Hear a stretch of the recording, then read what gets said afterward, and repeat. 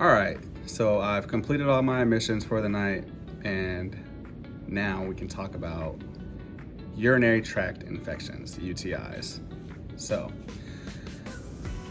I'll do a little bit of background information about it. Everybody probably knows what it is, but for those of you that don't, this can be either a lower urinary tract infection or an upper urinary tract infection. And I did a makeshift drawing here to show you what the kidneys look like and your urinary tract. All right, here's my little drawing here. Don't laugh. Obviously, these are two kidneys. These are just blood vessels in the belly. So off of the kidneys, you have the straw-like things that I was talking about. These are called ureters, and these drain urine. Your blood filters through the kidneys, and then all the waste dumps out of the kidneys and goes into the bladder on both sides. So you can have an infection. A lower urinary tract infection consists of infection down here. So you have your bladder, and then you have your external genitalia. So whenever you have a lower urinary tract infection, you have either a infection of the urethra, which is called urethritis. You can have an infection of the bladder, which is called cystitis, and then you can have an infection of the kidneys. This is considered an upper urinary tract infection whenever the infection involves the kidneys, and that's pyelonephritis. So those are different types that you can get.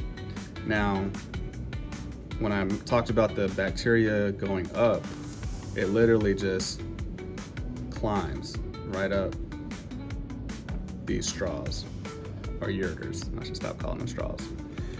And that's how it gets into the kidney. Now, what causes UTIs? Several different things. You can have an underlying condition that causes it. If you have like diabetes, or if you have a spinal injury, those can make you more prone to developing UTIs. Diabetes, because you have high blood sugars, and bacteria loves sugar just like we do. So if you have constantly high blood sugars throughout your blood vessels, that just sets you up for all types of infections, including urinary tract infections. You can also have provoked UTIs, and by provoked I mean something causes this. There's a known cause for it, and that can be whether you're pregnant, that can be something like sexual intercourse, if you have kidney stones, if you have if you're going through menopause, if you have a urinary tract abnormality that causes you to develop or be more prone to developing UTIs. For example, if one of your ureters are blocked, like if you have a kidney stone or something like that, the urine does not flow well, and anytime you have stagnant water or stagnant urine, it's going to be a bacterial growth area. It's going to be very prone to developing an infection in that area. You can also be on medications that cause you to develop infections, and obviously if you have a suppressed immune system, that can cause you to develop infections also. Now, a lot of you probably know what to look for when you have a UTI. You know what those symptoms are. Burning when you go pee, pain, belly pain, pelvic pain, those types of things. That can be a sign of a urinary tract infection versus some other infection, but probably more consistent with the urinary tract infection, which is the most common thing. If you have an upper urinary tract infection, that's going to be more severe symptoms. So you're going to have more symptoms like back pain, severe abdominal pain that doesn't really get better, high fevers, nausea, vomiting. Those kinds of things are going to be more consistent with an upper urinary tract infection, especially involvement in the kidneys. That makes you very nauseous, and people come in vomiting all the time. Like the two patients that I just admitted, you saw that they came in with back pain, nausea, something called CVA tenderness, which is basically tenderness at the angle of the ribs here towards the back, what we do is we do a physical exam thing where we actually pound on the back in that area where the kidneys are to try to create a percussion that irritates the kidneys just enough to cause pain, and that can indicate that kidneys are involved. So what can we do to prevent oh, by the way, another thing to point out is women are more likely to get urinary tract infections than men, just because of anatomical differences. Men have a longer urethra. Urethra is just the tubing that goes from the bladder out to the environment.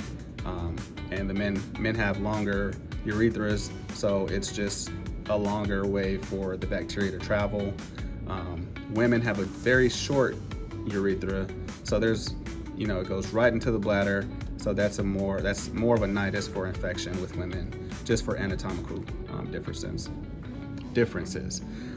So women are actually allowed to have 1 to 2 urinary tract infections a year before we say this is abnormal. So 1 to 2 urinary tract infections for women is typically a normal thing. If you have any less than that, consider yourself blessed.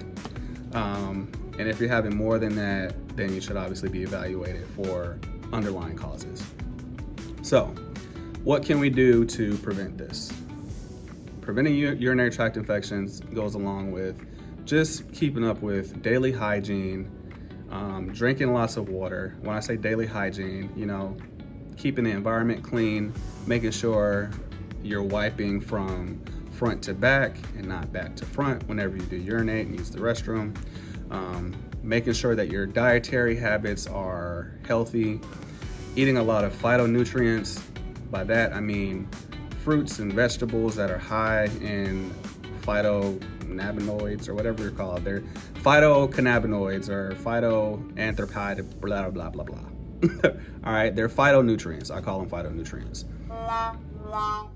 So those are good for overall health in general, but specifically they're great for your immune system because they're high in antioxidants and they help you to fight off infections.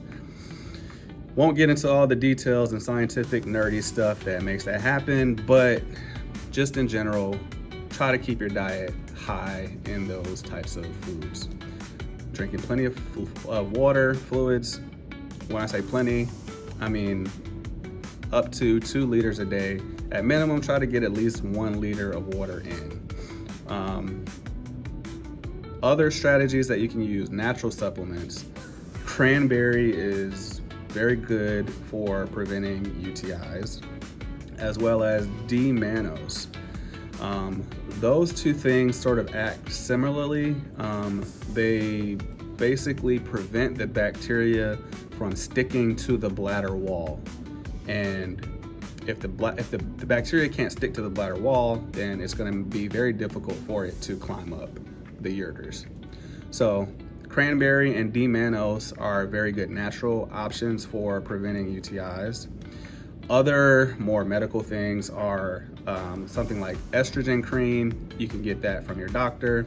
Estrogen basically helps to keep the vaginal flora in a healthy state to fight off abnormal bacteria. So usually, when I said earlier that people in menopause get more UTIs, more likely, that's probably because their vaginal environment has been altered. And so for menopausal patients that get frequent UTIs, estrogen cream is great for them because it helps to restore the natural vaginal flora. The other options, vitamin D is great because vitamin D is just good for urinary health in general, especially if you're one of those people that are vitamin D deficient. And a lot of people are and they don't know it. So get your vitamin D levels checked. If you're low, you may need a supplement that can help with overall urinary tract health. Other options, I'm running out of ideas.